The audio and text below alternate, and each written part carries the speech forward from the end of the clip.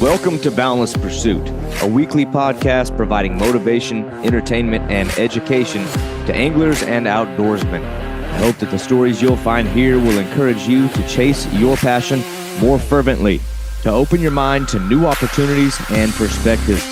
Your engagement and feedback is critical to the growth of this show, and I would love to hear your suggestions on topics or potential guests. You can reach me at boundlesspursuitfishing@gmail.com or at my website, www.boundless-pursuit.com.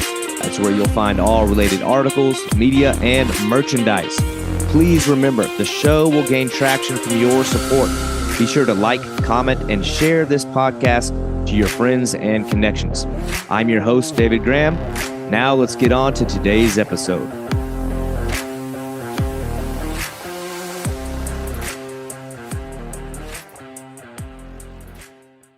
So in the last few episodes of the Boundless Pursuit podcast, we've crisscrossed all around our country, talking to adventurous American anglers.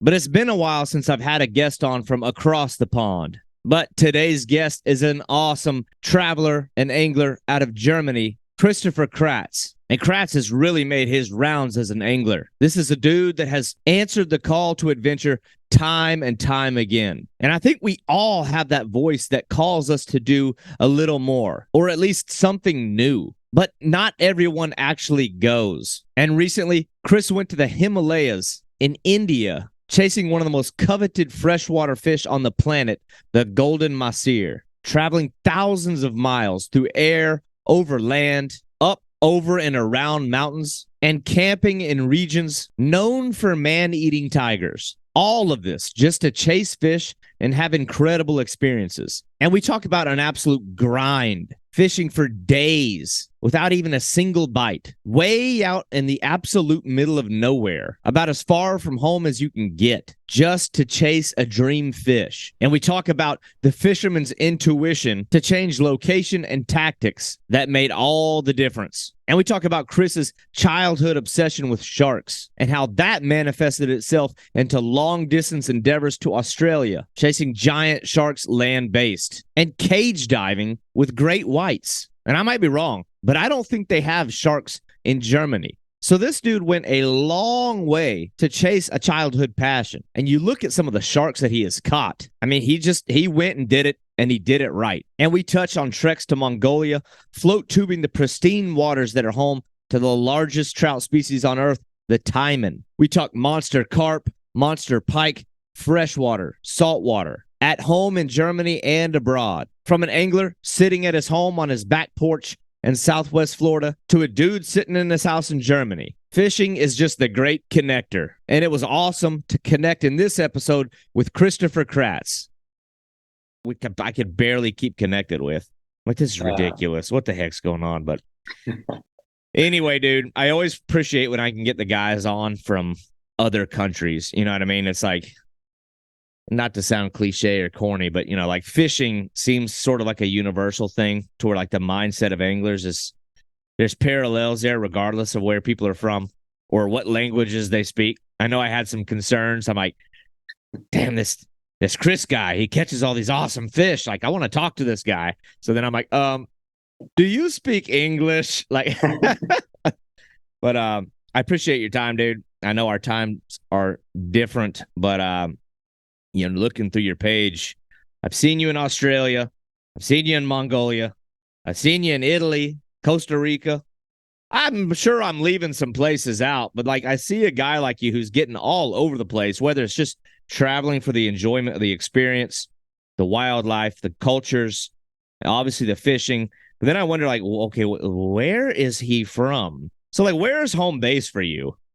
So I'm German. I live in the southwestern parts of Germany. So France is right at my doorstep. It takes me 5 minutes to drive to France. So I'd say I'm pretty much in the middle of Europe. So all the good spots in Europe are very reachable for me, I should say. So if I want to fish in France again, it's right at my doorstep. Italy, northern Italy, where I've been going the last 2 years, is like a 7-hour drive. And it opens up all different kinds of fisheries for me. Sweden, where I've gone to in 2022, last year, is also like a short flight, or you can take a road trip up there. It'll be a while, but it's all like very, very reachable for me. So yeah, I'm lucky in that regard. Yeah. For sure. I've always envied like it seems like, I don't know, it's just like a European thing. Like all the guys that are on like the international scene of fishing, there's just not a lot of Americans doing it. I've always wondered like why, like what is the like Americans sometimes seem afraid to travel or something. It's like, oh, I don't want to go somewhere new. I don't want to deal with anything new. But so I had to wonder that. I'm like, okay, well, what is home base? But your fishing is like real dynamic. When I look through your page, you've done saltwater, freshwater, land-based shark fishing on Australia. You've been down in Costa Rica, and I want to try to touch on all of this just to preface the conversation for people listening. This may be like a big giant cluster of a conversation. I don't know where to begin, but I think the one that's freshest on my memory, or the one that really stood out and prompted me to reach out, was maybe your most recent trip to India for the mahseer. So I kind of want to start with that one, because that is a species of fish that's real fascinating to me, because I'm always like the guy on the outside looking in of the international, like, the traveling anglers, like things that I want to do. Yeah. And the mahseer was one that always sort of made me wonder. No, I mean, I can tell why people want to catch them, because it's big and they're flashy looking, but they seem to be held in such like a really high esteem. So I want to know about the mahseer, the trip. I don't know how that came about, and just the experience as a whole. Yeah. Okay, so this one's actually, it's funny. It wasn't the golden mahseer that drove me to India. At first, I wanted to go goonch fishing, so I reached out. Yeah, that's the one that I originally wanted to do there. And I've reached out to a couple of people and just got talking about it. And I was very close to booking a goonch trip with a guy which I ended up going with, just not for goonch. So thing is, my fishing buddies, they're not really travelers, so they fish more than me, but they do most of their fishing in Germany, and it's hard to get them abroad. So I sometimes have issues to finding like a like-minded guy that's going to do the same kind of traveling and fishing that I do, and it doesn't always work out. So I do a lot of my trips with my girlfriend, actually, and so then again, it can't be the most hardcore tent camping trip on the planet. So I have to take that into consideration, Yeah. And the goonch trip would have been in Western Ramganga River in the Corbett National Park, and that would have been a camping trip. So I did kind of agree on doing that with her also, and she was up for it. And we said, listen, we're going to spend some days in Delhi, in New Delhi. We're going to go and see Taj Mahal and stuff like that. Yeah. And then do like a 10-day trip in the Corbett National Park and fish for goonch. That was the plan. But then, I don't know, man, she didn't sound like I don't know. I had to change things a bit.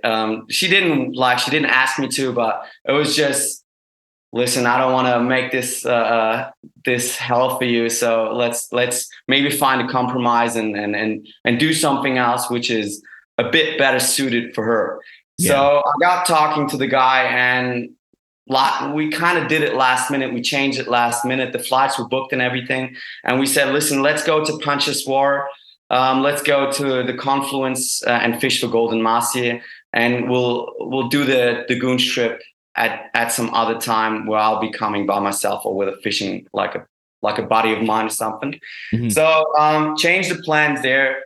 And I was happy to fish for golden mahseer because I always thought they looked cool, but it's not the fish that got me interested in India initially. Right.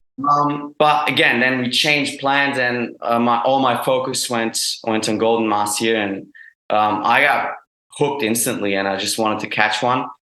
And so, we spent the first couple days we spent in Delhi. It was a cultural shock for sure, but it's unlike anything I've ever seen. It's very it's special. It's just, it does something to you, man. I don't know, man. It was definitely how should I explain that one? It was like, it wasn't a typical sightseeing stuff. It was kind of grounding. Also, it made you appreciate what we have at home too. Yeah. So it wasn't just look, we're some tourists and we're walking around and seeing it. It was we kind of immersed also into the culture.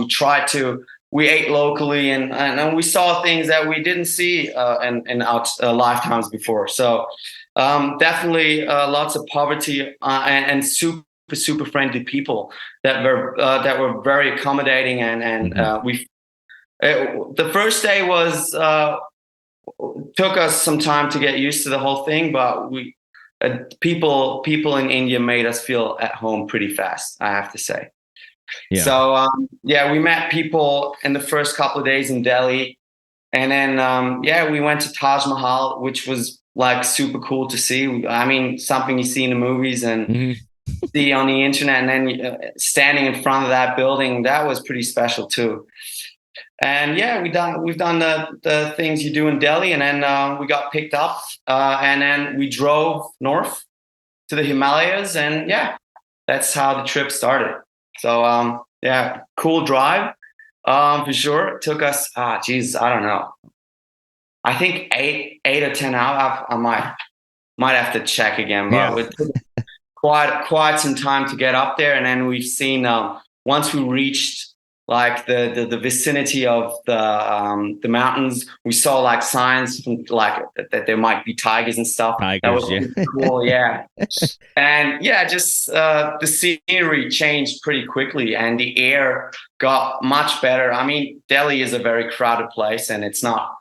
I mean, it's pretty dirty. You have even the air you breathe, and you kind of feel it in your throat also. At least I felt it. And like after 2-3 hours of driving, we started to get closer to nature, you could say. And then the air changed and scenery changed. Once we reached the Himalayas, it was windy roads up the mountains, and it was good. And then we reached camp and got set up, and I got right to fishing. But that trip really, it wasn't an easy trip at all. Conditions it was raining a lot, and I mean, Sanjeev, the head guide there of the camp, he told me that a bit of rain is fine. So you want the water to be slightly murky, but once it gets murkier than that, slightly murky, it's not good. So I don't know, man. The first 5 days, it was really testing my patience, and I'm not really a patient person. So the first 5 days, man, I caught maybe 3 fish, and they were all like a pound. So it was terrible. I'm not gonna lie. I mean, I do enjoy nature. I love the monkeys and all the bird life and stuff, but I go fishing to catch a fish. I don't go fishing to, just got lots of people I know that just want to spend some time outdoors. They want to breathe the fresh air, and they're content not to catch a fish, and they just want to be outside.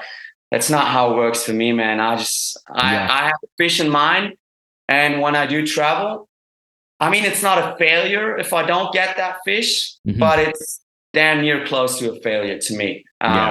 So I don't know how it is to you, but that's how I totally agree. I only did my first trip abroad last month. Right.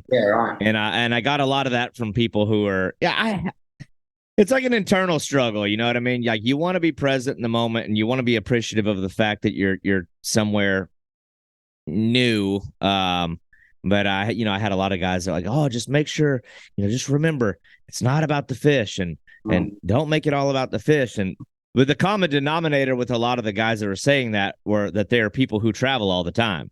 I'm like, you don't understand. Like, I totally agree with that. And I'm really about that. Like, I will never show up into somebody else's house, so to speak, like amongst the locals and the indigenous people, and look past them and disregard them because I'm so focused on the fish.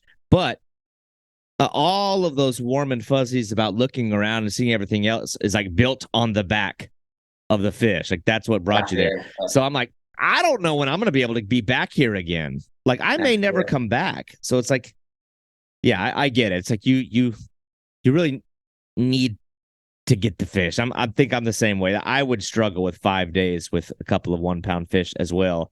But yeah, man, you mentioned a few things I had to like jot down. I'm familiar with a lot of these experiences that I've never done because it's like I'm still a dreamer. You know what I mean? I think in due time I can make some things happen. But that you mentioned camping in Corbett National Park. Now that area has tigers as well, right?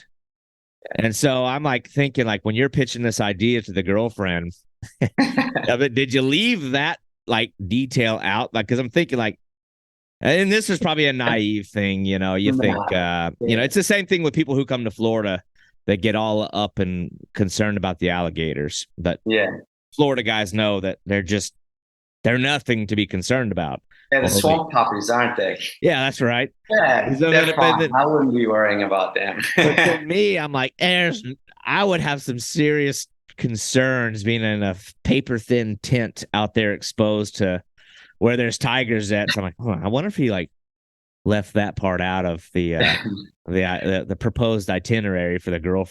But nah, I was brutally honest to her. I told her all about it, and I mean, we did in Costa Rica also. We went on a night tour, and there was the fertile lands that we saw, and there was like it kind of darted her way, and she started screaming, and it was. I mean, she's kind of used to it at this point, but the tiger thing was definitely a concern for sure. I mean, I've talked to another guy that I've known through the internet who's done the trip, and he's done lots of trips. Sakis is his name. Maybe you follow him. Yep, I know him. Yep. Yeah, so Sakis told me that he had like footprints of tigers in front of his tent. And that's oh my gosh. Yeah.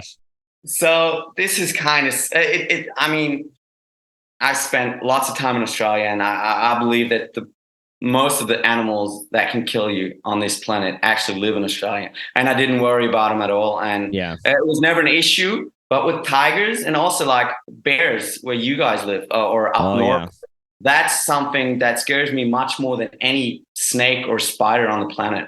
So I don't know, man. I'd rather go fishing in Australia with saltwater crocodiles than spend a day in Alaska where there's brown bears. Jesus, that's just not for me. I would still do it. It's not, but to me, that's worse than any snake. Same with the tigers. I told her about it, and I told her it's unlikely we're going to get eaten. It doesn't happen. Doesn't happen that often. But I mean, it was just there was a couple of things that made us change plans just to make it a bit not easy, or maybe a bit easier for her, I should say. Yeah. And where we ended up going, there was no tigers. There was jaguars. It was a panther. Jeez, I can't remember. I think jaguars. So we did see footprints of them too, on the little beach area in front of the camp. We didn't actually see one. I would have loved to see one, but we did see the footprints, which was kind of cool too. But then again, I don't think they're super dangerous. So yeah, it's easy to kind of overthink some of that stuff. And even guys like, I got some buddies that fish in Alaska, and they're like, "Oh yeah, the bear's nothing to worry about." I'm sorry, there's no way. Like, not unarmed. You know what I mean? Like, I gotta have some measure of protection. But the other thing, I've watched the trips, through the Himalayas on different videos, and some of the guys, I think we probably follow a lot of mutual guys, and it's like it seems like the amount of travel just to get to the spot seems so like complex, because you mentioned taking an 8-hour car drive, and I can only assume it wasn't on a nice paved road. Nah. So like, nah. So like, actually, it was I usually never. I don't get seasick, and I can sit in a car for hours upon hours, and I don't ever have an issue. On this trip, I wasn't just gonna throw up, but it was getting up there where I was like, I can't do this for another 10 hours or 3 hours. So the roads were cool. I got some photos on my phone, which is, I mean, the views were spectacular, man. That was very, very cool. But also the way like our driver drove was pretty, yeah, it was, I was happy when we finally got to camp. Yeah. But yeah, we got greeted with a nice meal straight away, and yeah, it was good. Experience was good, and also again, the time like we had a crew of 8 people for the two of us, so it was the hospitality, man, that I've never experienced anything like it, and the people. I would consider them friends after just 10 days. They were like the nicest people on earth. They made us feel like we've known them for 10 years. It's crazy, man. And like I've been to a couple of countries, and so far I haven't experienced anything like that, to be quite honest. So like we got immersed into the culture. My girlfriend, on a day where she didn't come fish with us, she went to visit 2 schools. And that was all just, it wasn't like some guided thing. I just asked Sanjeev. I said, look, she's been fishing with us for the last 6 days. We caught nothing at all. Can she just do something else? Is there anything else she could do in the area? And he was like, yeah, she can visit some schools, go to the temple. And so he sent a guy with her, and she did that the whole day, and she loved it. So again, getting there, definitely not for the lighthearted, but it was very worth it. To me, at this point, not yet, because I haven't caught the fish yet. But in hindsight, everything was perfect, man, and the way it turned out, also, I couldn't have wished for a better trip. Yeah. Well, I think having that kind of mentality is only going to benefit you too, because maybe I'm wrong here. Maybe regardless of how you behaved, they're going to do their part and they're going to be the way that they are. But I can only think that if you were sitting there on the side of that river with your arms crossed, huffing and puffing and being pissed off at the fact that you weren't catching fish, wouldn't excite them to give you that extra little bit of effort, as like if you show up and you actually show a genuine interest in their culture and what they're doing and collaborating with them and like appreciating them. But I think that's like that is a critical part of the experience, to not just get there and be so, if you get so focused on the fishing, and I don't know, I hate the idea of showing up in somebody else's place and kind of being shitty, you know what I mean? Because at the same time too, and I thought about this when we went to Guyana last month. I'm like telling my brother, I'm like, we're from America, and I don't know if there's like an idea on how Americans are abroad. I don't know. You hear different things, but I'm like, all I know is like, it was like, I think I was overthinking it. You know what I mean? They seemed like they were going to do their best regardless of how we were, just because of the nature of who they were. But I'm like, I am not going to show up here and be dead weight that they have to carry, and be like angry that I don't have my Starbucks, and be angry that I don't have air conditioning. We're sort of like ambassadors of where we're from and like our family. I'm like, so like, I'm going to show up, I'm going to be carrying weight. I'm going to be interested in the way that they do things. But I think that's I'm glad that you're touching on that right now and not just glossing over all of that and getting straight into the fishing. Now it's a fishing podcast, but it's like at the same time, I don't know, man. I want people to, absorb the rest of the experience when traveling. Sure, yeah. And I mean, we did fish 10 to 12 hours a day. Yeah. The fishing was a big part of it, but I said that the fish is what I travel for. For sure, it is. It is probably like 70% of what I'm looking for. Of course, I don't want to be fishing. Nature plays a role. The people play a role 100%. And all of that, even if I wouldn't have gotten a fish, it would still mean something to me. But the part of me that went there for the fish, of course, would be like not disappointed, but in the fishing I would be. But the people, and if even after that week of not catching a fish, I mean, of course I was pissed off, but I kept that to myself. Yeah. It's just, I mean, they had nothing to do with it, and they tried their very best, man. And again, everything was perfect, man. The tents, that were like safari style tents. We had electricity in there.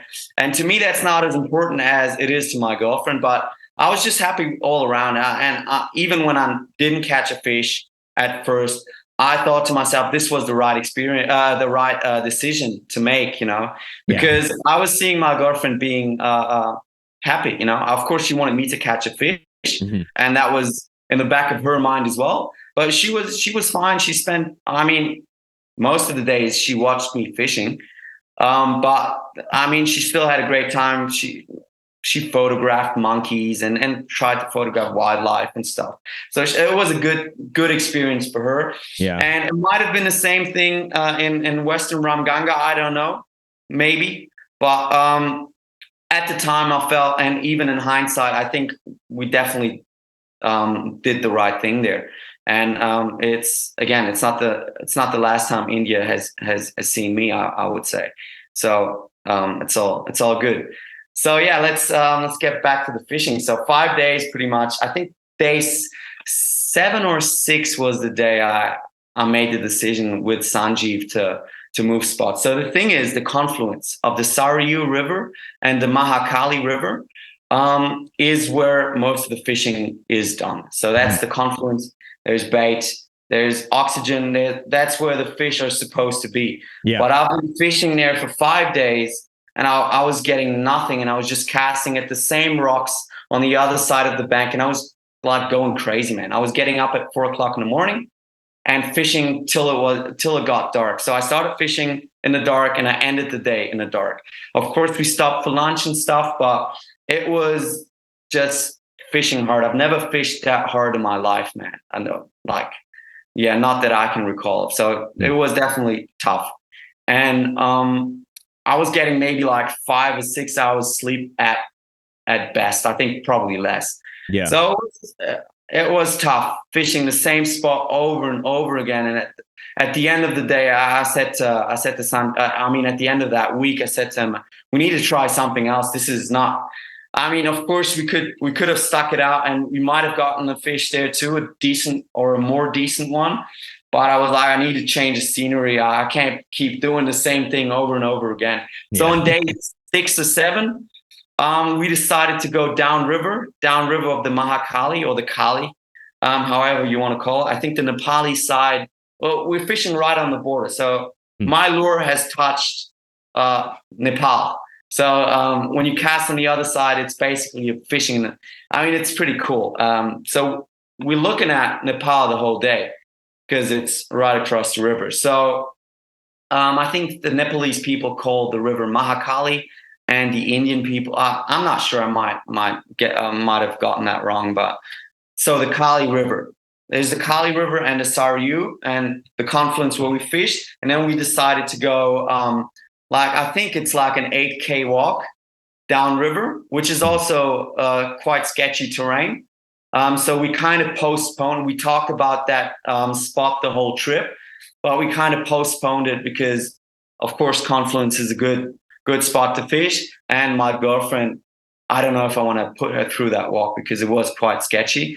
But at day number 6, I said, "Fuck it, let's do it." And we did it. So we walked there. We got up at like 3:30 in the morning, started walking in darkness, and we reached a spot where it was just getting light. So yeah, I was that day. I specifically remember I was super tired. I was just exhausted, man. Over the last the fishing over the week was just super exhausting, and yeah, I was not drinking much water. I was in the zone, man. So I don't enjoy food and water when I'm fishing. I just don't at all.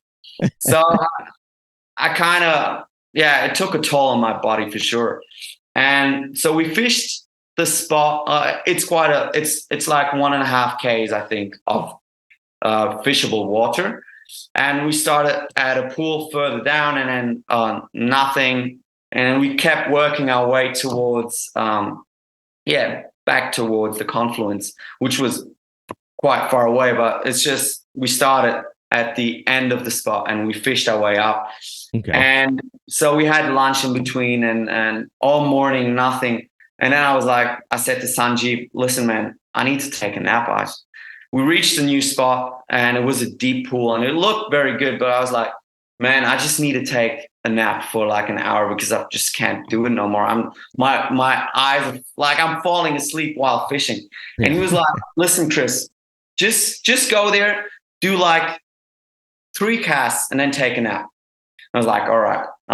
So I put on a Zerek fish trap, just like a tiny lure, like it's like kind of a vibe. So okay. You work it, you kind of work it like a jig. You let it go down and then you jig it up. And so I put that on. I remember it was the fire tiger color. And I just went there. First cast, I think nothing. And second cast, that's when the fish hit. And I just couldn't believe it, man. It was the first decent fish that I hooked. And the fight was intense. It wasn't as strong as I thought it would be. Maybe I overthought it also. Maybe my expectations were just too high. It was a decent fight for sure because there was a rapid just downriver. And we had to stop that fish before that rapid because that would have been one hell of a run down river if we wanted to get that fish if it had gone down the rapids. Yeah. We were able to stop it before, and then we're just fighting it in the deep pool, and it just pulled. I mean, I think it might have been Jesus, I can't do that in feet, but it took a decent amount of line in meters, like maybe 50 meters at times. And just a tug of war. We got it in and it took back off. But we did get it. We managed to get it away from the rapids, which helped a lot for my nerves. Then we landed it after, I don't know, maybe half an hour. And I was super relieved, and it was a monster, man. And I couldn't believe it. I really couldn't believe it that I managed to get that fish after all that time. And I was very close to tears, actually. I was gonna cry, man, but I can't remember. I might have cried. I don't know. There's no shame in that. I told people the same thing. I was like, if I ever, if and when I catch an arapaima, I might cry. But yeah. So these fish are awesome looking fish, and we didn't really even establish, like, we said their name, we've talked about where they're from. To anybody that's listening, like, do you just describe what a golden mahseer is or looks like? Because it's a unique looking fish. It's like a predatory giant carp, long carp. They look very cool, man. I've never caught a fish that had stunning colors like a golden mahseer has. They really, especially when the sun shines, it's amazing, man. The color is crazy, and the scales they're that big, man. It's crazy. Yeah. And so how would I describe them? They look like they kind of look like a long carp. We have barbel here in Europe. European barbel. They look like a mix of a carp and a barbel, and kind of, I don't know, man. Do you know the king barbus from Iran? Yes. They kind of look like them too. But the colors, man. The colors are what make this fish special to me, and especially the big ones. It's hard to explain, man. You have to see them. Yeah. The big scales is what really gives them that unique look, these massive scales. But now, did you ever wonder if maybe the approach is this a fish that will take a bait off the bottom? Did you try throwing different things at them? Were you second guessing? I don't know, you get to a point where when the fish aren't coming, you have this internal struggle. It's they're either not here or they're here and they're just not eating what I'm throwing. So did you try different things, or were you committed to the same kind of approach? I think one afternoon we tried with live bait. We did that at the confluence. The thing is, there's 4 camps in Pancheswar, and it can be crowded. If they all have guests, they all want to fish the confluence. Yeah. So you either fish live bait at night, where you're not really bothering anyone, or it's just not easy to do during the day. So we could have done it at the spot that we fished, where I got the fish, but most of the fishing was fin fishing. So we used Rapala jointed J13s and J11s, and then we used the Zerek fish traps, and that was pretty much the lures I used there. And again, I caught a couple. I caught a couple small ones on the J13s and on the Zereks, but nothing. Again, up to that point, nothing bigger. Yeah, so not even like 2 pounds. So yeah, most of the fishing was spin fishing. That's also the fishing technique that I would say is my favorite. Yeah. Yeah. Well, it sounds like just a daunting, like gruel of an approach. It makes you wonder if the fish are hard to come by. I know that, I guess it's kind of sad because, you hear about their cousin, maybe it's a larger cousin, the humpback mahseer, which is basically disappeared. Yeah. You wonder if maybe the golden mahseer is having the same issue, or what's driving that. I don't know if it's pollutions in the water. That's also something I wanted to talk about, because it is the humpback mahseer in South India is something like they got massive and like over 100 pounds. And who knows, maybe golden mahseer get just as big, but they're just not getting landed. Or there's some rumors that there might even be the bigger fish of the two. But what happened in South India is very, very sad. And I just talked to one of the guys at WASI, the Wildlife Association of South India.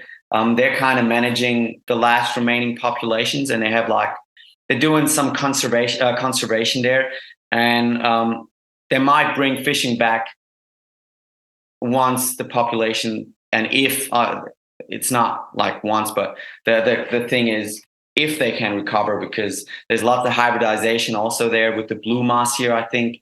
So the fish species is threatened on all ends, man. It's poachers and the hybridization, and also because like the poachers, I think they stopped fishing in 2012 down there. So the government prohibited fishing there, and all fishing tourism stopped. And soon after, the fish species were pretty much gone. So the best thing to save the golden mahseer, and definitely the populations are declining, the best thing that we as fishermen can do is go there and fish for them. Because once the fish is worth more dead than alive, that's when poaching is going to pick up again. And then that's when, these communities, especially in Pancheswar, you can see signs of pick up your trash, only fish barbless hooks. The whole community cares about the fish there, because that's what brings in the dollars, And once that stops, you can't blame them. They just want to feed their families. And once they're not making money off these fish from fishermen that come there and want to fish for them, I'm sure poaching is going to pick up again. So what we can do, if we can afford it, and India, it's definitely one of the destinations that is more affordable than others. So if you can afford it, and don't push your plans too far ahead, because who knows when maybe the same fate is going to happen to these northern cousins of the humpback mahseer. No one knows that.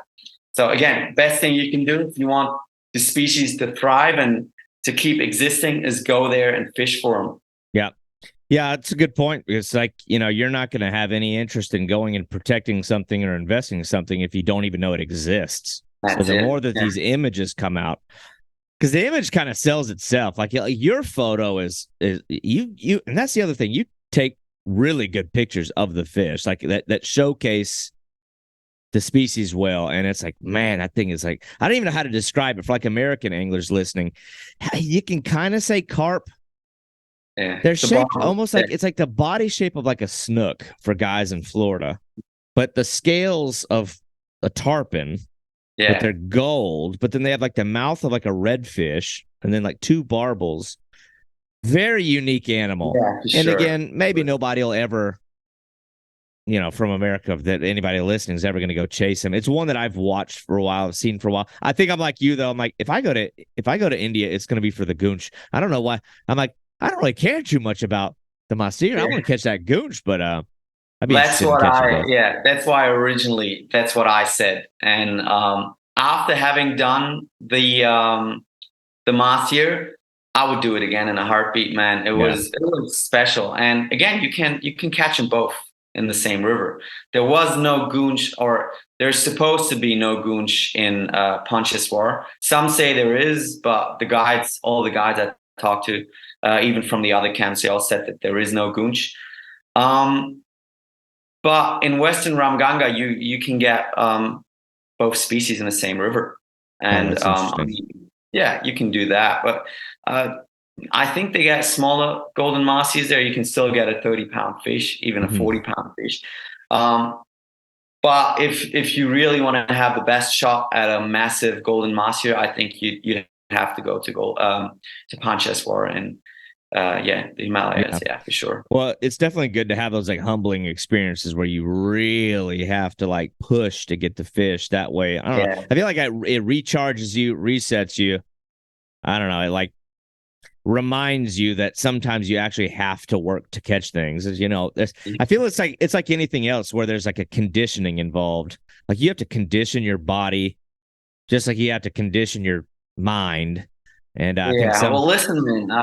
I was close. I asked myself many times, why do I even do this? Because it was, again, I have a hard time focusing on anything else than the fishing while I'm doing it.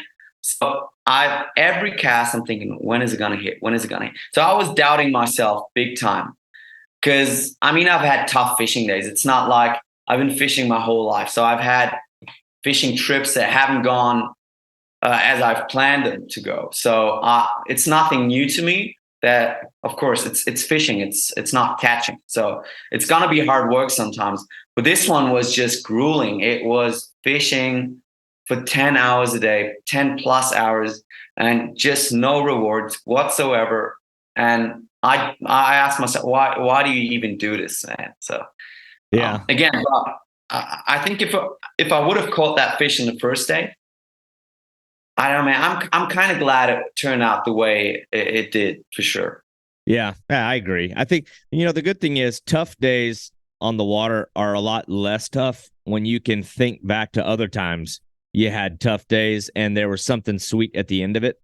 For sure. Because otherwise you might have tapped out a lot earlier. I've had a lot of similar type of trips where it took days just to catch the one fish, but then like that is so impactful and remembering it to where when you encounter the same kind of misfortune later, you got a little bit more drive to be like, okay, I've been here before and it ended like this. So it's a good thing. It's a good thing in a lot of ways. I don't know. It's all perspectives, but anyway, man, I know I've exhausted the mahseer thing. I could probably talk more about it, but I want to do my due diligence to some of your other experiences, because on the flip side of that is one of the real big ones for you seems to have been land-based shark fishing, and that's like a curious one to me because it's like if you're a guy from Germany, I wouldn't think there's a big culture for shark fishing around Germany. Maybe I'm wrong, but I'm like, where did he get the gear? How did you understand the rigging? Like you went all the way to Australia. Like, so tell me about some of the like land-based shark fishing like endeavors in Australia, because like, my big thing is wondering, I mean, are you going with somebody that's a connection, or are you hauling your own gear there? Like, how's that working? So that's funny. That's what really got me started. Shark fishing was all I wanted to do for so long. That's what really also, that's where the drive comes from, to travel to far-flung destinations and fish for different species. But again, for a while, shark fishing was all I wanted to do. I would have never gone to India. I would say, why would I go there if I can go shark fishing in Australia? Yeah. So how this started was, I was just a kid. I was still in school, and I saw some pictures from I believe it was a bull shark or something from land, and I couldn't fathom I couldn't believe that this fish was caught land based. So my fascination for sharks was always there. I always loved sharks, and when I saw that, all I consumed was shark fishing, land-based shark fishing. I remember it must have been 2012, 2013, 2014, something like that. I like this. Was it the South Florida Shark Fishing Forum or something? I subscribed to that, and I just read every thread on shark fishing. It was all I was doing. Like I was getting home from school, and it was straight on the internet trying to find anything on shark fishing. So I was like, that was the main goal of my life, man. I wasn't even worrying about school or what am I going to do for work. And I mean, it's still a bit like that, but it was, I don't know how old I was. I must have been like 15, 16, 17. It was all I wanted to do was catch a shark from a beach. So yeah, at some point I found a guy on YouTube, and his name, and now he's one of my best mates abroad, Jack Jacobs, and he has a YouTube channel. It's called Aussie Fisher 9, or he might have changed it to just Aussie Fisher. And listen, I just saw a video of him, and I still know which one it was. It might have been recorded in 2015, and I reached out to him on his YouTube comment section. I was like, "Listen, man, do you have Facebook? Is there any way I can reach out to you?" And he replied, and he said, "Yeah, I do have Facebook. This is my name." And I got straight on Facebook. I messaged him, and I was like, "Listen, this is my dream. I'm just a kid from Germany, but I want to catch a shark. And would you take me if I ever come to Australia?" And he was like, "Yeah, why not?" And again, I talked about the Indian people and how accommodating and nice they were. I can say the same thing about the Aussies. I mean,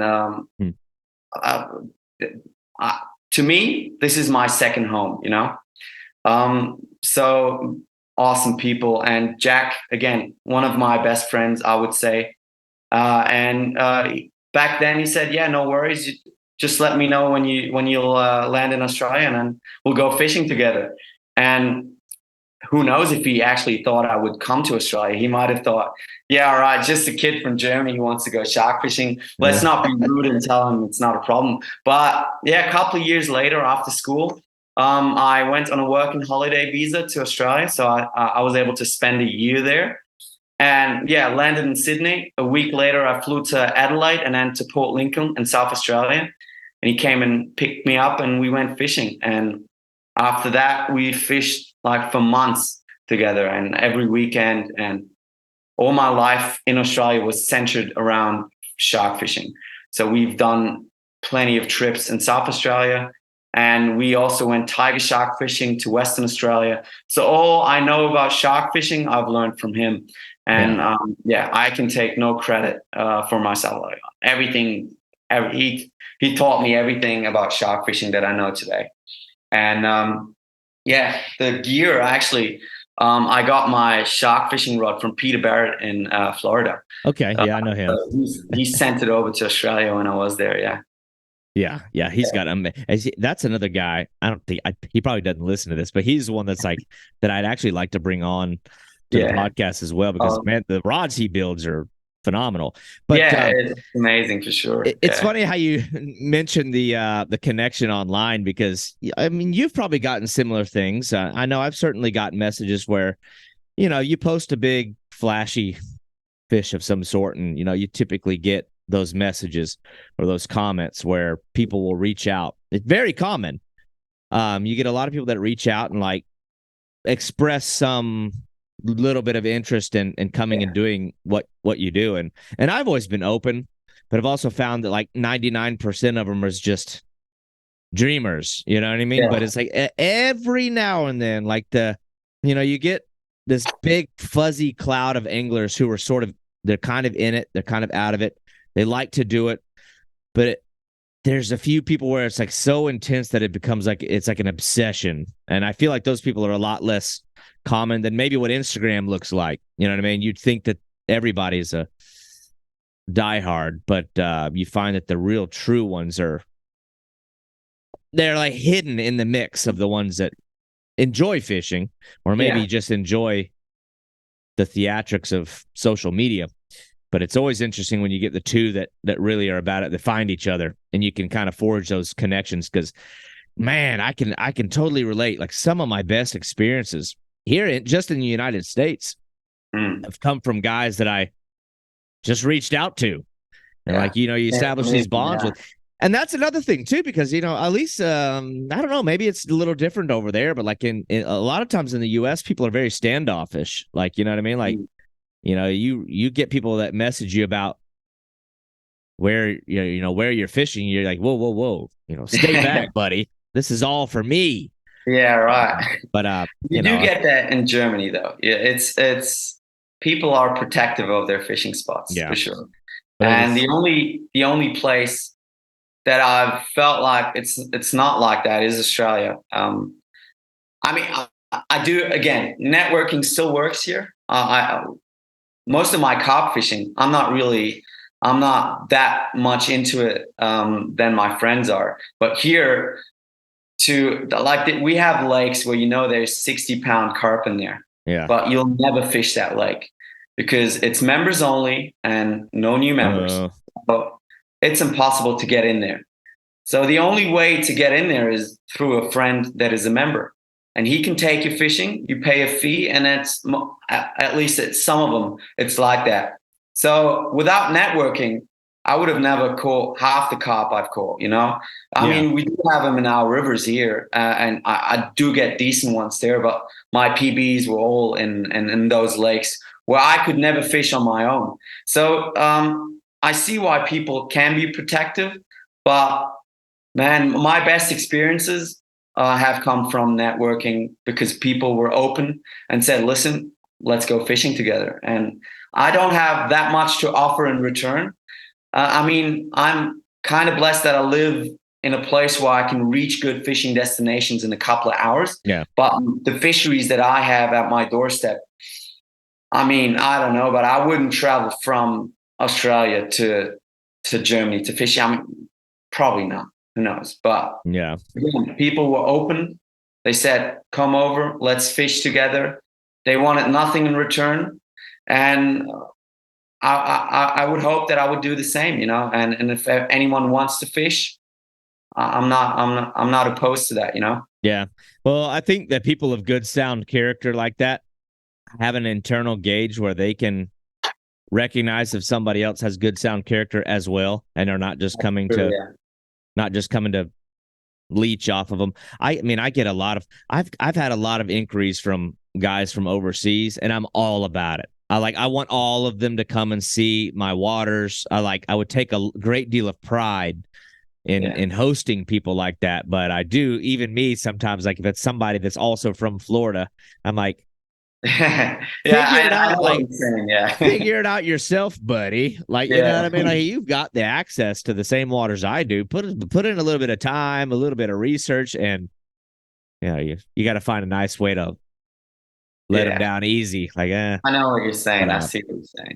Maybe it's the people that come from a little bit further away. It's like, you're happy to host, but the shark fishing is it's funny. Like, that's a type of fishing. Yeah, we all get like that. I think a lot of kids, a lot of young men, a lot of boys, you see a shark. It's one of those animals that's like in the spectrum of animals in the animal kingdom. It is like what the lion is on land. That's what it is in the ocean. It's like there's the element of fear involved. It's just like this monster thing. But I was looking through your stuff and I saw where you've even gone so far as to like cage dive with great whites. I'm like, I keep telling my wife, I'm like, we talk about traveling and do these like romantic getaways. I'm like, I asked her, would you ever like get I in got a this cage for you. If you want to do that, if you want to have your wife to have a good time and also have a great time in terms of fishing, the Eyre Peninsula in South Australia is the place for you to go, man.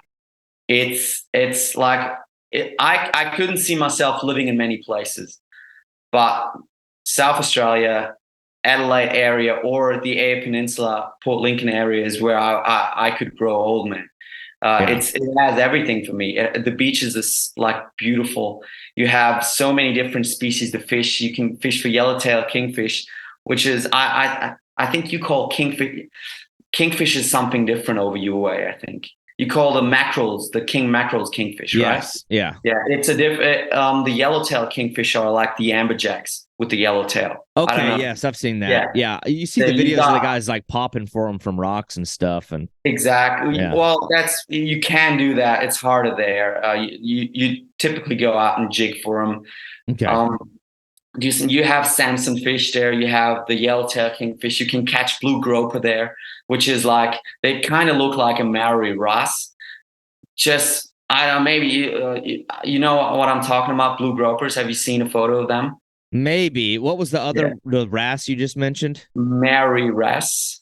Oh, I'm not too sure. I So think that these was are the ones that you can catch in Polynesia and stuff, like like the Napoleon, like a big blue Napoleon. one. Yeah. Oh, so I know those as a Napoleon wrasse. Yeah, that's another name for them, I Yeah. think. Yeah, So okay. yeah. That's just exactly. So the blue groper have this like they're super blue and they look stunning and they fight like crazy. I've only caught small ones, but that's definitely also on the list for when I go back there.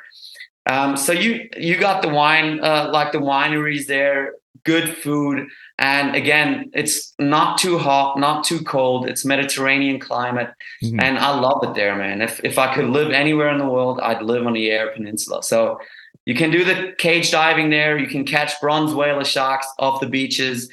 You can do so many different kinds of fishing, and I love it there. So I'm definitely going to be back. It's on the cards for sure. Yeah. Well, we need to open the gates, my wife and I, into like getting into travel Yeah. soon. But I think it's a little bit tough. We got two young kids, so it's like navigating around It's a that or long flight. figuring out a way to bring them, which is going to be double the cost, is That's true. is something. But yeah, Australia fishing, that's like a bucket list place for everybody. And like the Yeah. sharks that you've caught are like the big giant tiger. I love your photos too because it's like like you're in the water like with like a 12-foot tiger shark just alone, just you with it in your arms. I'm like, oh my gosh, look at that thing. The but yeah, it's a unique fishery because a lot of their species look similar to like the ones we have in like Florida. Like they've got what is the grouper there? The Queensland grouper looks similar to our Goliath grouper. Well, that's up north. I guess that's the other side of Australia. Yeah, exactly. Yeah, so where Western Australia, if you go up further north, it's when you get the lemon sharks and all these kind of species. Okay. Where I was just like you could get bronze, but like bronze whalers are more like a southern shark species. So you get them duskies. They look similar. I think there's a difference, but also they might like the colder water a bit more. Yeah. So where I fished in Western Australia was you could still catch bronzies, but that's where the tiger sharks started. And if you went up further north, that's when you catch hammerheads and all that sort of stuff. And South Australia, you can only catch bronze whalers, 6-gill sharks. 7-gillers. You can also catch. I caught one decent one in 2020. And then my favorite species of sharks are the bronze whalers, man. They look so cool. Yeah. And they fight super hard. And if I could only catch one fish for the rest of my life in one destination, I'll probably say Eyre Peninsula bronze whaler sharks. Well, that's pretty high praise for that shark, being that I've seen all the stuff that you caught, but yeah, and I saw one. This is another sort of random tidbit or observation of looking through your stuff, but I saw where you'd seen I think it was a walking on the beach, one of those big cassowary birds. Yeah, and like I've watched like specials on those. And I remember watching, we all watched Steve Irwin when we were kids, but I remember seeing like the famous clip of him running and having to jump over a fence because it's trying to like kick at him. I'm like, them things scare me. You know what I mean? It looks like a dinosaur. Like you hear reports of them attacking people. Again, it's probably me being naive. It's just a big bird. But I saw that. I was like, ooh, I'd be scared of that thing. Yeah, they can be sketchy, I think, especially with those claws, man. It doesn't look like that doesn't look like a bird. That definitely looks like half dinosaur for sure. If you look at the legs and the claws, it's crazy. And I might have gotten too close to it. I was just so fascinated. I didn't think much. I was full of adrenaline. Yeah. It's like with the sharks. I get in the water, I don't really think about it. And plus, they're kind of disoriented, so they're not really trying to eat and stuff. So again, for non-fishermen or non-shark fishermen, this might seem crazy, but it's actually not that big of a deal to get in the water with them once you caught them. But with the cassowary bird, that was in North Queensland, and I also shark fished there only once, and I didn't spend that much time up there. I caught some barramundi and shark fished once and didn't catch one, but the birds were cool. That was my highlight from up there for sure. Yeah, Australia is definitely, and it's like, people will say Australia like it's a small place. I mean, it's so enormous and so like diverse. Yeah, there's even places where they're getting like land-based marlin there, which is crazy. Yeah. From, like, I think that's rocks. Jervis Bay in New South Wales, I think. Yeah, I think you're right. Yeah, because I reached out to this one guy that went viral on one maybe earlier this year. Just to ask about it, but freaking crazy. I would think that, like, I don't know, man, I like that story, how you're this guy from Germany who just dreamed of sharks. I just can't imagine, like, the moment. Maybe, I don't know which one was more spectacular. Like, I would think, like, you see like something like a great white on TV during Shark Week on a TV, like on a TV screen. Yeah. You get no scale of reference for how big they are, like what they're really like when there's like nothing between you and them other than a few steel bars. Yeah. But I would think that, like, there's like this moment of reckoning when you finally get to lay eyes on. I was as a kid. Yeah. I was super excited. Actually, I was the only one in the cage the whole day, because the other people were kind of waiting outside till the sharks showed up. I just wanted to be down there, and I was the first one to actually see the shark, and then all the other ones got in. But I was super, like, I wasn't nervous at all. I was just excited, man. Yeah, and it was very cool, but definitely not as cool as my first sharks that I caught. Because at least then you can touch them and really interact with them. But my first one was a bronze whaler, and then the second one was a scalloped hammerhead or a smooth hammerhead. I'm not sure. With the hammerheads, like the great hammerhead is easy to tell apart from the others, but when you get to the smaller species, I think they are the smooth hammerhead. I'm not sure. Yeah. So that was my second shark, and my dream shark to catch. I do follow Spencer Wonder also from Terra Firma Tackle, and the prickly sharks look cool. Also what was the other one, the big one from up north, Alaska. Jeez. Oh, geez. And I had him on the podcast. He's the first guest. He's episode 1, literally, of the podcast. I've listened to that one. Yeah. That was the sleeper shark. That's it. So that one also, but above all, I would love to catch a pointer. And they call them pointer in Australia, great white shark. That would be the one that I would love to catch. And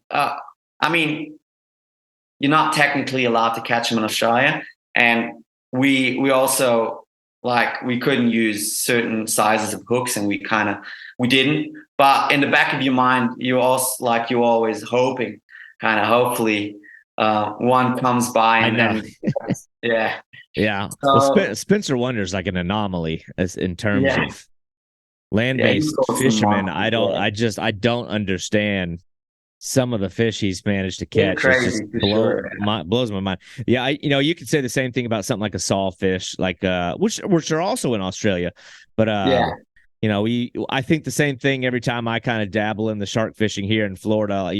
Usually in the winter months, probably actually December, January is when I'll start running some shark baits out myself. But it's always in the back of your mind. It's like, oh boy, I sure wouldn't be unhappy if a sawfish came by and grabbed that. But it's, what are the odds? But it happens. It happens all the time. But dude. Well, the shark fishing, that'd be cool for sure. It might never happen. And again, you have to be careful about the regulations and stuff. I would never want to get in trouble for I wouldn't target them specifically, and I'd always check regulations, and we've done that like always. But again, who knows? I'd even be happy with a juvenile one. I don't need Oh a yeah. 16-foot great white. I'd be happy with an 8-footer just to see one in person, just to touch it and see it swim back. That'd be a dream You'd of mine. almost prefer it, because I would have this deep fear of losing the fish. You know what I mean? Yeah, The bigger that'd they be get, heartbreaking. the more at peril they are of some kind of trauma at the, Yeah. at the end of the line. You just, I don't want to be that guy. I know here in Florida, it's like kind of like, that's like the ultimate sin is having wash ups. And because it just threatens the legality of the pastime, when the big And I sharks think wash up. shark fishing is on the verge of probably not existing much longer. So Yep. who knows, man?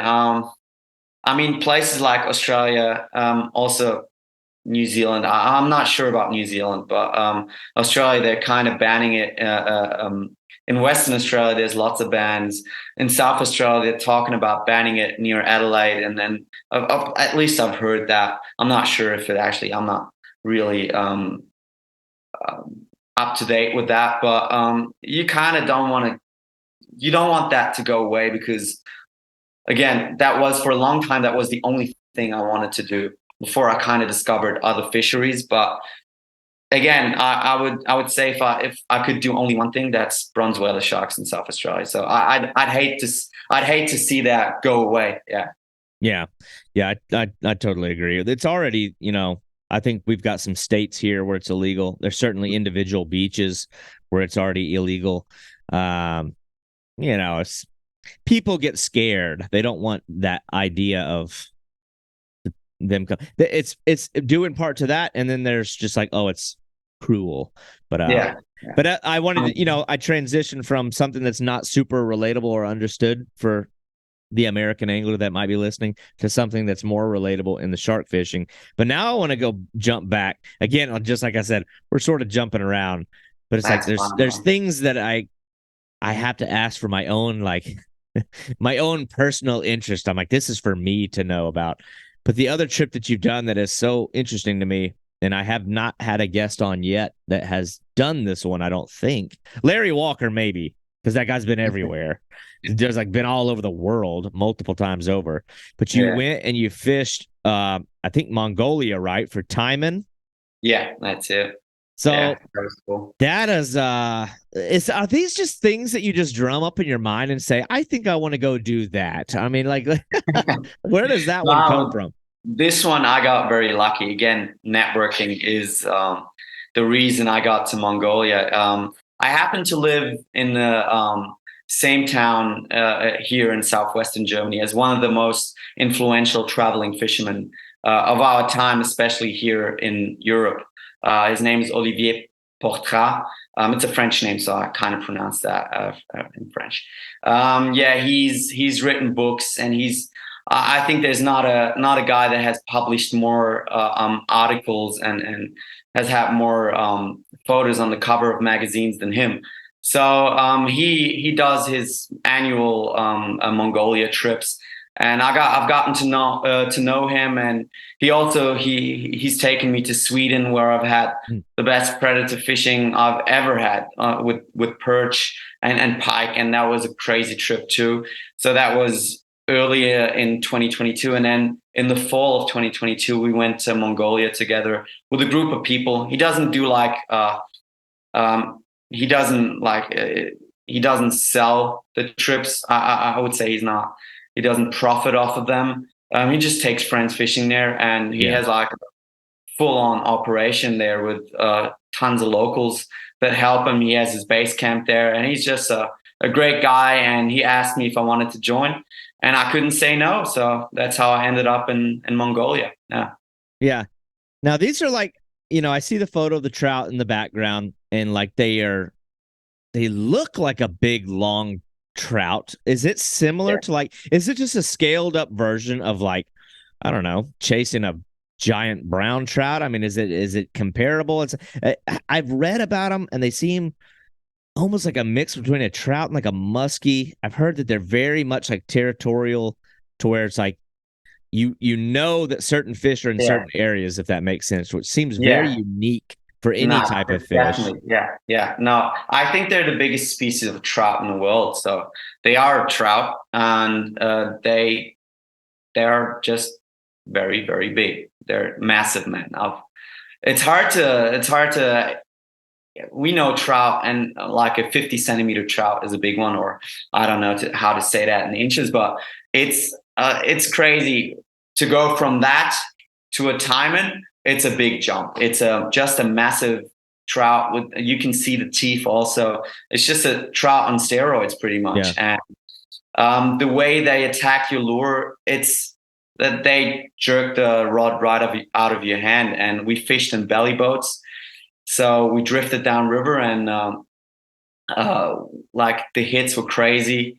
And there again, it's a very sensitive fishery. So we only used barbless hooks and only single hooks. So we used soft baits on single hooks, and just a quick shot and put the fish right back, because that's, again, very sensitive fishery. And only a couple places in Mongolia and Russia that you can do this.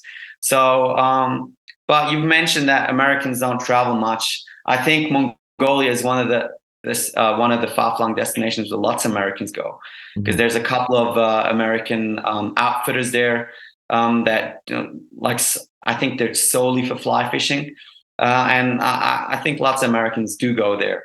Yeah. So, But definitely, it seems like if there's enough of I don't want to sell it short. There's a lot of Americans are moving around, especially the fly anglers. Like the fly anglers seem more in tuned with variety. I think so as well. Yeah. But but then on the other side of that is like American anglers really like things that are familiar to what they already know. It's like, we'll go to South America and catch peacock bass and forget about all of the other fish, because peacock bass has the word bass in it. Yeah. And it's like, they're cool. Yeah, right. They're great looking fish, but I'm just like, guys, and it's interesting. Like, we have in North America, we've got some sensational fish that a lot of people neglect. It's very interesting. Like our alligator gar has probably been one of the better examples of that. And that's very high on my list. Never understood. I'm like, why aren't more people chasing this fish? Just had a guy on the other day. The episode hadn't come out yet. We literally just recorded like 2 days ago, and he fly fishes for them. Fishing for alligator gar. Yeah. I'm like, you can catch them on lures. You can sight fish for them with fly gear. Yeah. They will take artificial lures. They can grow 8 feet long and 250 pounds. Like, where is everybody? Like, I'd fish for them for years, and always wondered. I would love to catch one, man.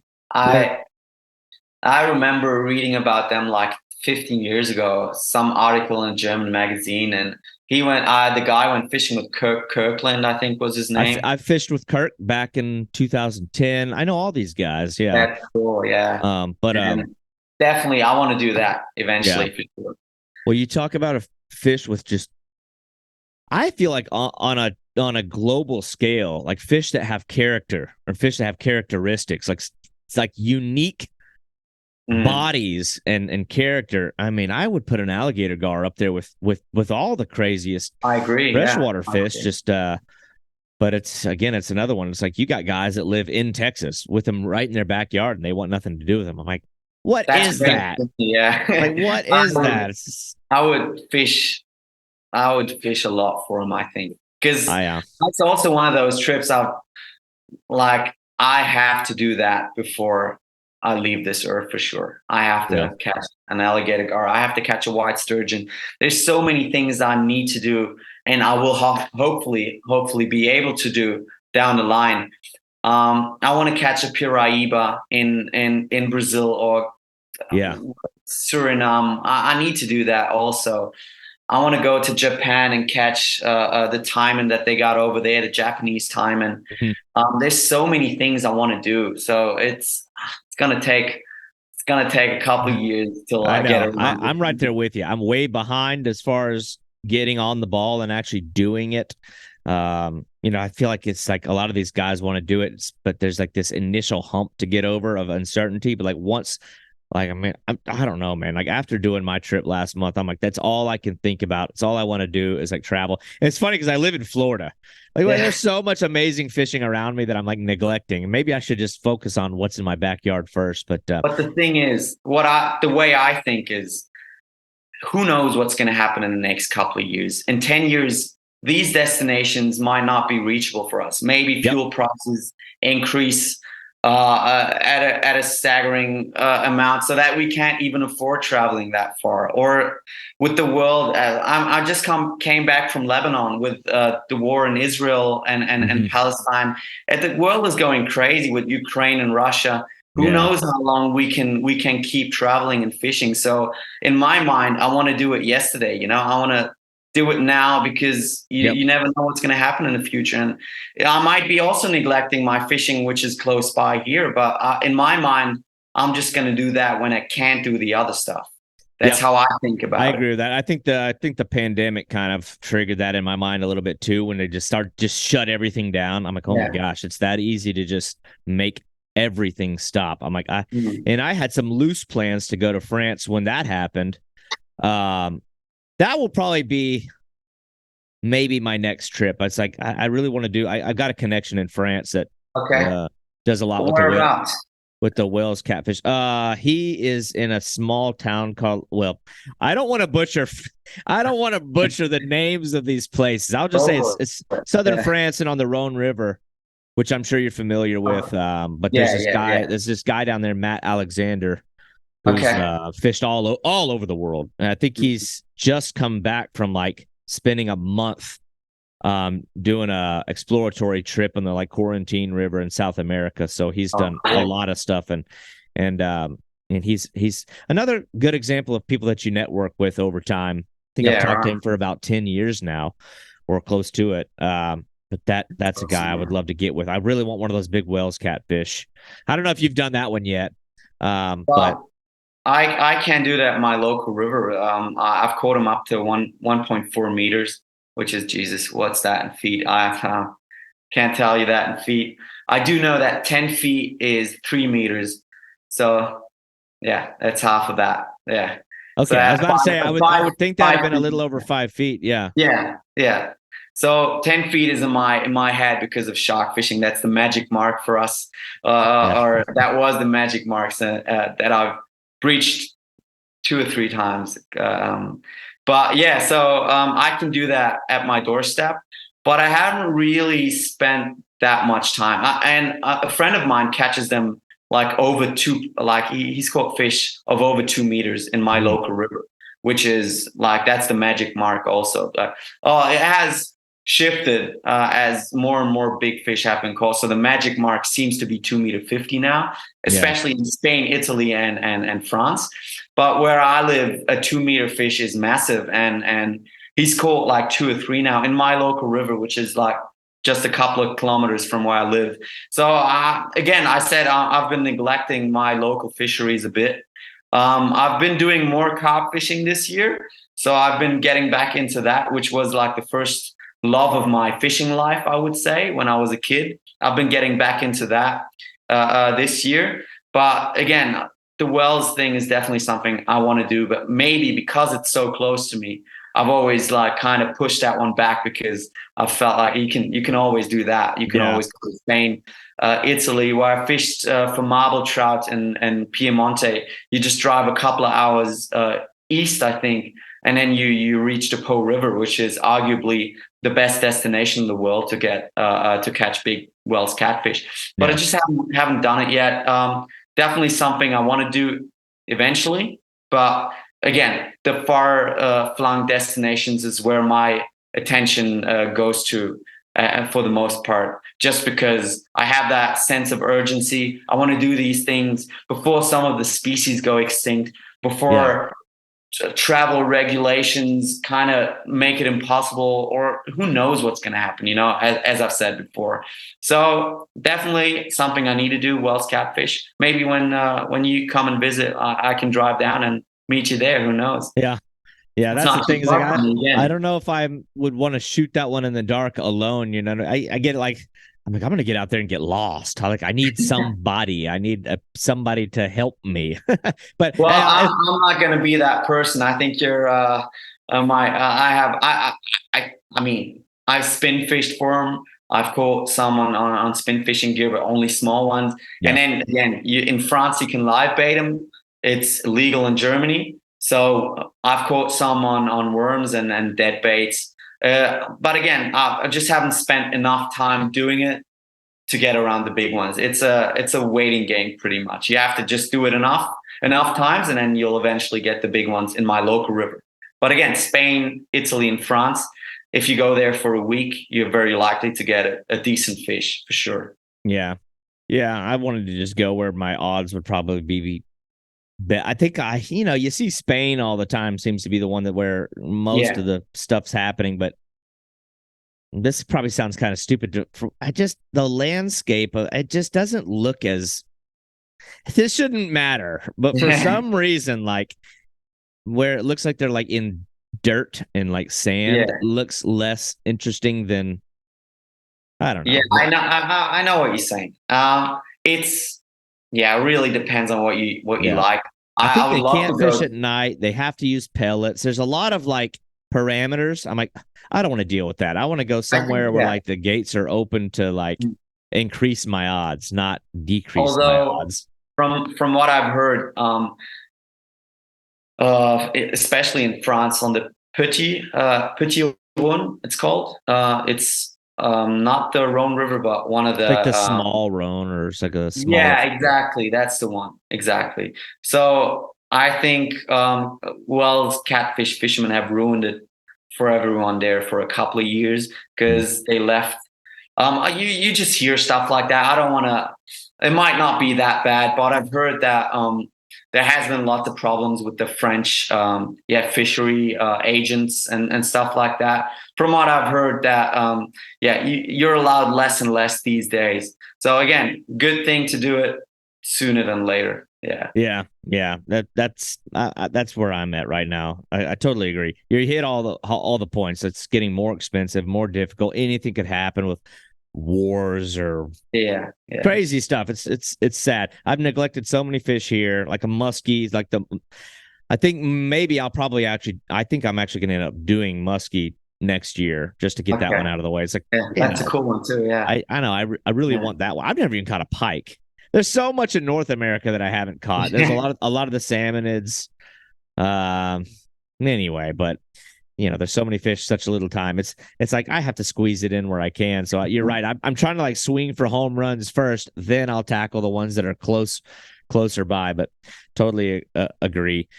But anyway, so like a guy like you who's doing these things, I don't know. Do you have an idea on what's next? I mean, have you already got any kind of tentative plans in the next year? Yeah. So right now I'm kind of saving money. So I'm a student. So I'm doing my marketing science master degree. I'm finishing next year. And up until next year, I'm not planning any bigger trips because I'm trying to save money. I want to do like a longer trip for a couple of months. Mm-hmm. And I don't want to jinx it by talking too much about it, but there's there's big things planned for sure. And so at the moment, I'm planning an 8 months trip. So, wow. Yeah, I want to kind of start it in New Zealand and Australia. I want to do in New Zealand. I want to do some trout fishing maybe, and definitely do some bronze whaler fishing because they have crazy bronze whaler fishing. Mm-hmm. And also have like a contact there, and been talking to the guy for a long time, or for quite some time. I shouldn't say a long time, for quite some time, and. He's open to go and fish with me. And again, I fished for bronzies, so I kind of know what I'm doing. I mean, again, still always better to have a local with you, but it's not like a new fishery to me, a new country, yes, but definitely something I want to do again. So I want to start in New Zealand, go over to Australia, meet some friends I haven't seen in a couple of years now, and show my girlfriend Australia, and then move on to Southeast Asia. I want to catch a giant snakehead. That's very high on my list. Me too. And, so nothing is set in stone yet. It's just we're kind of saving money for this. We are slowly kind of planning, and like, who knows what's going to happen till next year. Well, that's kind of what I'm planning for. And I'm hoping to also get over to the States and do some fishing there. I have a friend in Canada that I want to go fish with. I love a lake trout. I love a white sturgeon. There's so many things I would love to catch. Alligator gar is very high on the list. So, I mean, I'll see when the money runs out, but all of that is kind of planned. And also, if I can make it down to Uruguay and go do some golden dorado fishing, or to the Rio Xingu in Brazil and go Piraíba fishing, so many things. Who knows what I'm going to end up doing in this span of time? But if everything goes the way I imagine it, I can tick them all off. But we'll see. Who knows? Yeah. Well, I'll speak on behalf of the United States fishing. At least things like alligator gar and even white sturgeon to a point, depending upon where you go, they're very attainable. It's almost an assured like success in some circumstances. You're not going to be driving for 8 hours on horrible roads and fishing for a week and not getting bit. Like, the alligator gar is pretty low hanging fruit. It's more a matter of getting a big one. You know what I mean? You can catch a fish guaranteed, but getting the bigger ones is maybe a little bit more of an endeavor. But yeah, man, if you ever come to the United States and if you come to Florida, I'd be happy to put you on some kind of fish. But otherwise, I've got a lot of information, resources. I could give you a lot of tips on who to go with, where to go for some of the other species, white sturgeon, alligator gar. But I would love that, man. I would love that. Yeah, it all depends on like how you like to do it too. You know what I mean? I did the white sturgeon thing, but I was in Idaho. I've listened to that episode. I think with the rip and run outdoors guy. What was it? Jacob something? Wilkins. Yeah, he's fun. I follow him also. Yeah. He's an interesting one. Sturgeon and then land-based shark fishing. I think he's back in Idaho now. But all right, yeah. But anyway, man. Well, dude, I've enjoyed this conversation. Like, that's the thing. It's like the tone of this podcast is about, it isn't as much. Although there has been a cry of request for more in-depth how-tos and like the technical side of the fishing, but the tone has always been more like a call to action for people to take into consideration other kinds of fishing that you can do. So it's fun to talk to people from different places who are still geared with the same mindset for wanting to go and travel. But I know a lot of people. It's funny that you're like, I don't want to jinx it. I was the same way. Leading up to my trip to Guyana, I did not want to say a word about it. I'd already put the money down. I already had my flight tickets. It was all secured, but I kept telling everybody, I was like, until the plane wheels leave the ground, this trip isn't happening. I was so scared. So I was like, but still, I think a lot of guys struggle with that have that internal struggle to just put the money down. Or to put the money aside. I know I struggled with that for the longest time. It's like having the discipline to say, you know what, now is when I need to travel. I need to start creating a fund or something and lay tentative plans down and just, I don't know. Sometimes you have to break through this barrier of uncertainty and like fear and just go do the trips that you want to do. Absolutely. Even if it means going it alone and being solo or going with your girlfriend. Yeah. So.